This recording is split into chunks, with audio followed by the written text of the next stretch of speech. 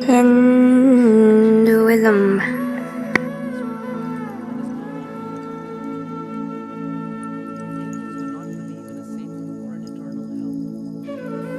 What is Hinduism? Hinduism is a religion or a way of life widely practiced in South Asia nowadays. It has been called one of the oldest religions in the world, and some practitioners and scholars refer to it as the Sanatana Dharma, the eternal tradition or the eternal way beyond human history. The Hindu religion doesn't have an exact date when it started.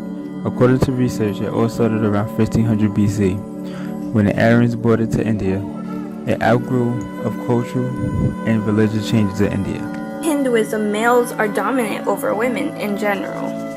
The laws of Manu depicts women as being entirely subservient to men. A girl is governed by her father, a married woman by her husband, a widow by her son. Unlike other religions, Hinduism doesn't have a single founder, nor did it come from a single book. Because of these, Hinduism has many beliefs, philosophies, and viewpoints. Hinduism is not really considered to be monotheistic or polytheistic, but it is actually considered to be henotheistic, which is the worship of a single god while not denying the existence or possible existence of other gods. Although during 600 BC and 600 CE, Hinduism was considered to be monotheistic because they believe in one main god. Some key beliefs of the Hinduism is truth is internal, Brahman is truth and reality, and everyone should strive to achieve Dharma, and individual souls are important. According to the Vedas, truth is one, but derives expression in a variety of ways. Originally, Hinduism originated in northern India. The Hindus have a lot of customs, such as the Hindus women getting their nose pierced and the Hindus piercing their baby ears and putting gold earrings after. They also do not eat non-vegetarian food on Mondays, Thursdays, and Saturdays, and on their festival days, with having over 30 festivals a year. Hindus believe in reincarnation in the afterlife and assume a new position depending on their previous life. Hinduism is practiced in India and still is to this day. Hinduism is one of the oldest religions that still stands strong today. According to research, Hinduism is the world's third most populous religion, with around 750 million followers. The head of religion for Hinduism is Ramakrishna. The oldest holy book there is for Hinduism is called Vedas. The Vedas scriptures guide Hindus in their everyday life. They believed in four main gods: Vishnu, Ganesha, Shiva, and Mahadevi. Diwali, Makar Sankranti, Mahashivaratri, Holi are one of the many festivals that Hindus celebrate. The universes are made by Lord Brahma, the creator, maintained by Lord Vishnu, the preserver, and destroyed by Lord Shiva. Since the universes must be destroyed before they can be recreated, Lord Shiva is called the destroyer and recreator.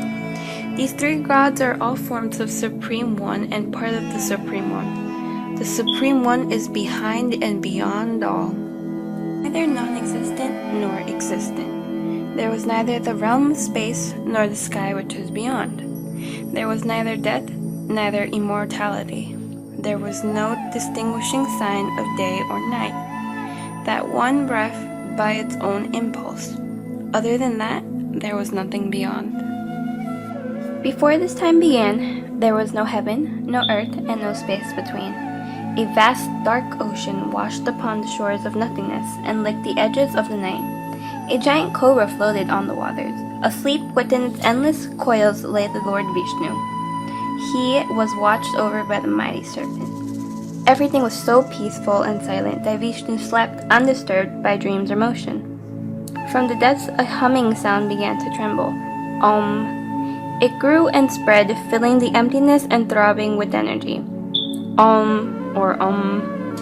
The night had ended. Vishnu awoke. As the dawn began to break, from Vishnu's navel grew a magnificent lotus flower. In the middle of the blossom sat Vishnu's servant, Brahma. He waited the Lord's command. Vishnu spoke to his servant. It is time to begin. Brahma bowed. Vishnu commanded, create the world. A wind swept up the waters. Vishnu and the serpent vanished. Brahma remained in the lotus flower, floating and tossing on the sea. He lifted up his arms and calmed the wind and the ocean. Then Brahma split the lotus flower into three. He stretched one part into the heavens. He made another part into the earth.